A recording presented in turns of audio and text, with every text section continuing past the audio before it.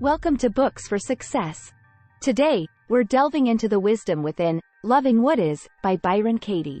Loving What Is, 2002, explains how you can conquer depression through a groundbreaking practice called the work that helps you address, analyze, and ultimately overcome problems to reach happiness and inner peace.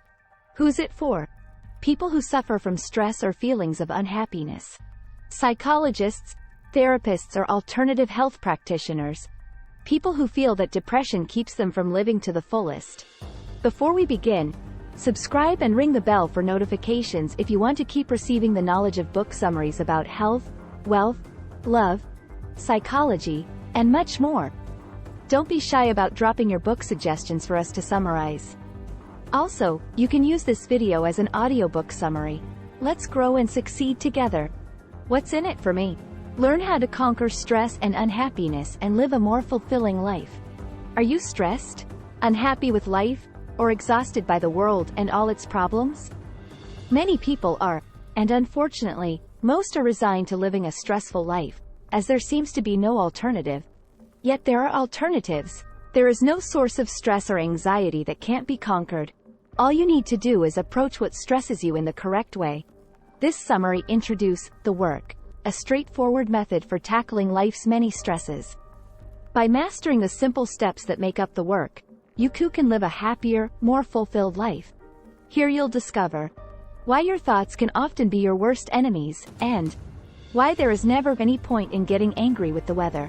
Overcome stress by understanding and mastering your own thoughts.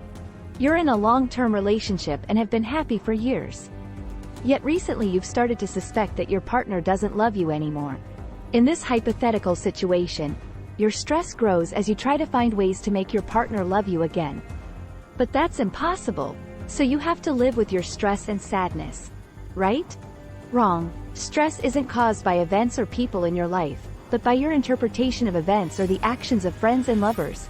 So it's not your partner's assumed lack of love that's hurting you. It's your interpretation of your partner's feelings. You've essentially read your partner's behavior to mean that she doesn't love you anymore. If she forgets to kiss you goodbye, you automatically think, she doesn't care for me. How can you overcome this situation? Well, stress originates from your thoughts, so you need to change your thoughts. This is where the work comes in. Start by writing down the thoughts that are troubling you. In our hypothetical case, you'd write, my relationship is falling apart because my partner doesn't love me anymore. Next, analyze your written thoughts by asking yourself 4 simple questions.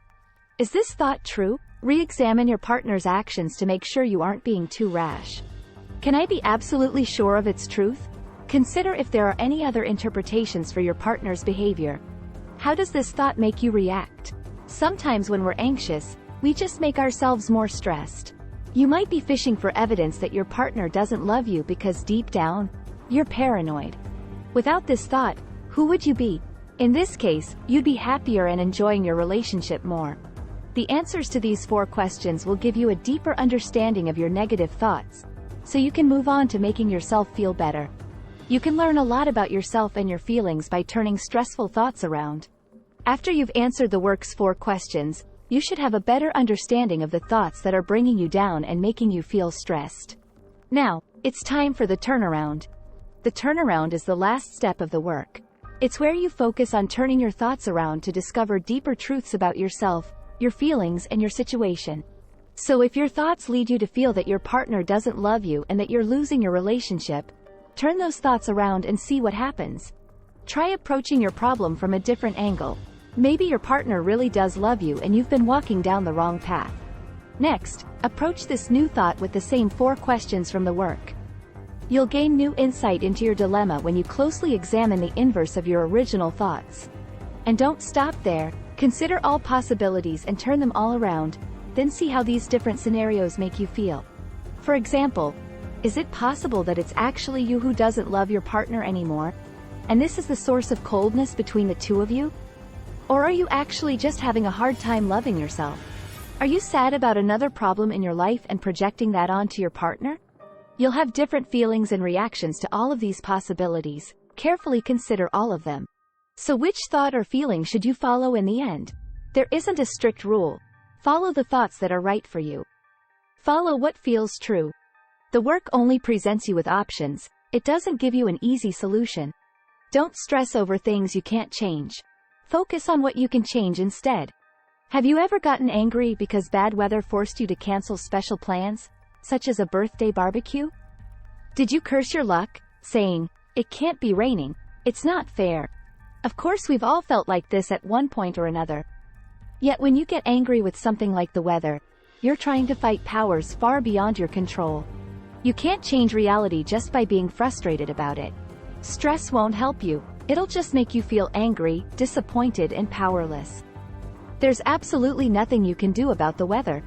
The key to achieving happiness isn't changing reality, but finding your true place in the realities you can't change. We often feel overwhelmed in the face of big problems, such as war, hunger, or pollution. These are powerful forces, and a single individual is virtually powerless against them. You will fail if you try to solve the world's problems on your own. You'll just get angry at the people you hold responsible. That anger might motivate you, but it also might make you run into walls. Instead, be confident about the little changes you can enact. You'll feel better when you know that you can make a difference, even in a small way. Your actions will also come to you more easily. You'll know what to do without feeling pressure, anger, or frustration. You can't stop a huge corporation from destroying the rainforest, for example, but you can stop buying their products.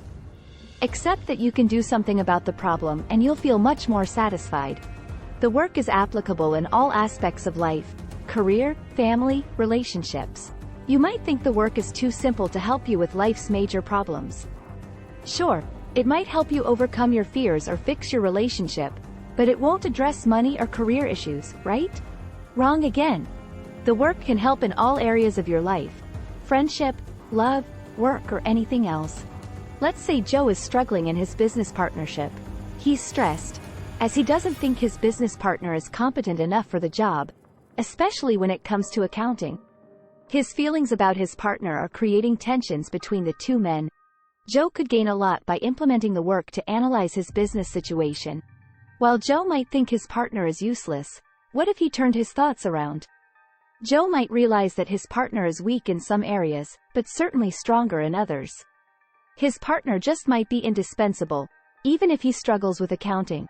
If Joe focused instead on more positive thoughts, he wouldn't just feel better, he'd run his business more effectively, too. When you apply the work to all aspects of your life, you might discover that you've been suffering for nothing. Sometimes the thoughts that trouble us aren't obvious, and sometimes they're so obvious that we don't even realize that it's our thoughts that are causing the problem. Do you find yourself struggling to reach career goals, despite all your hard work? If so, consider what you're actually working toward. Do you really need to be financially successful to be satisfied? If not, you might be pressuring yourself to work towards something you don't actually want or need.